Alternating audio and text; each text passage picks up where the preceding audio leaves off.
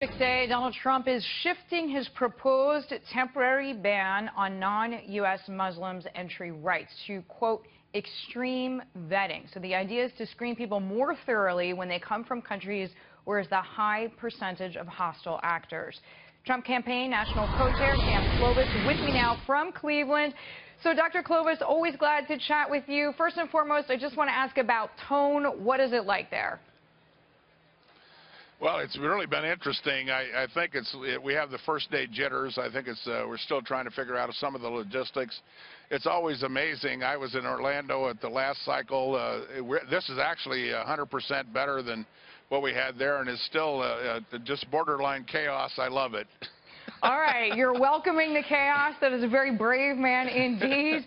I want to ask you, Dr. Clovis, on some more serious matters. I'm wondering, Sure. because we're talking about making America safe again, that's the program tonight, that's the theme tonight.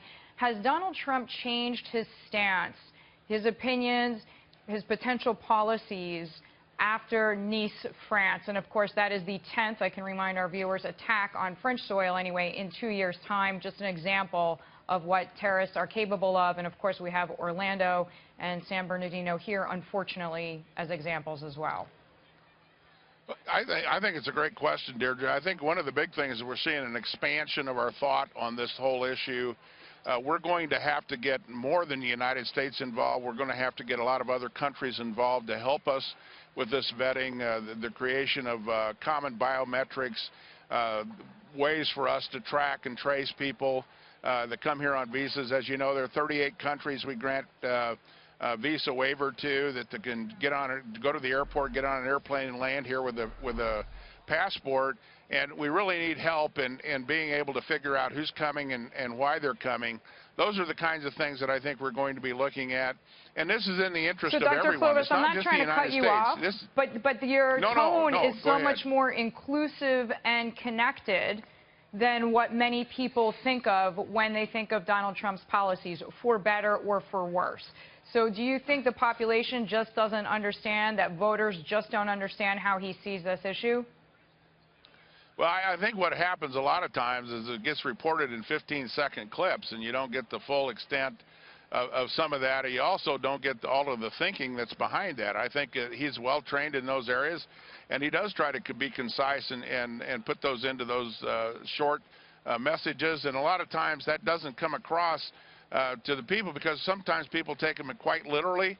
And we also, there's a lot more to it. And certainly for people like me who have been working on these issues for now a year, I've been in the campaign, these are all things that are very close to us, and we understand exactly what he means. Well, I do know what you mean about the short attention span theater. I think everybody can relate to that. But as you say, if the Western world, the free world, as we call it, is going to beat terrorism, we certainly have to work together and work together. Yeah. I heard you talk about metrics and communication. We know the San Bernardino killer's wife was in the U.S. on a fiancé visa, which a lot of people say that's just one of the visa categories that needs to be reviewed. Sam, you mentioned this kind of happy chaos. I know you're competitive, you're smart, you don't mind at all.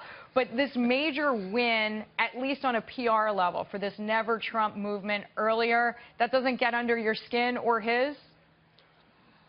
No, I don't think so. I think it's a convention. We're here. People had stuff to get off their chests, and I think that's exactly what they did.